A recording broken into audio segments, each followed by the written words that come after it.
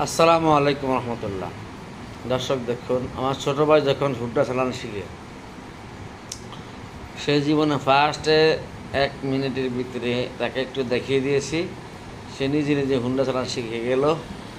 দেখতেছেন এখন ঘুরান দিয়ে আসছে একটা, তাকে দেখাই দিয়েছি মাত্র একবার, সে সাবাস করে এখানে হুন্ডা এখন বন্ধ হয়ে গেছে মনে হয়, দেখি কি করে। দেখাই দিছি একবার দেখাইছি মোটামুটি হুন্ডা চালানোকে। জায়গাটা হলো কোটবাড়ি বৌদ্ধ বিহারের কাছে, বৌদ্ধ বিহার মাঠে। এখানে বিশাল বড় জায়গা, যদি কেউ হুন্ডা চালানো শিখতে চান এখানে চলে আসবেন। এখানে হুন্ডা চালাইতে একেবারে সহজ, আপনার বেশি সময় লাগবে না।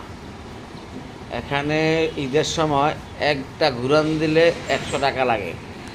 আমি তাকে নিয়ে আসলাম এখানে, বললাম যে হুন্ডা চালানো শিখবি নি, সে বললো শিখবো।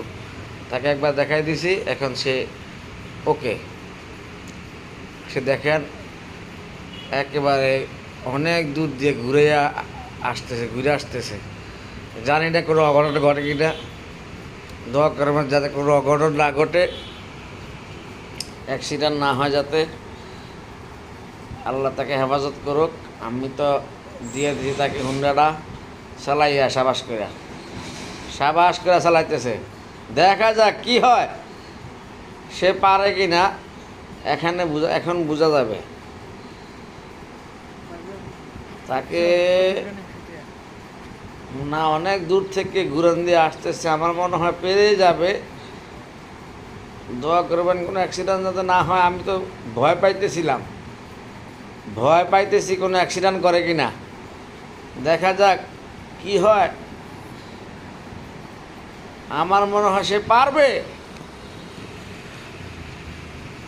দাঁড়া দাঁড়া দাঁড়া দাঁড়া দাঁড়া দাঁড়া দাঁড়া, কি অবস্থা? এই করিস না কি অবস্থা? পারবানি? এই আসতে অবশেষে পেরে গেল।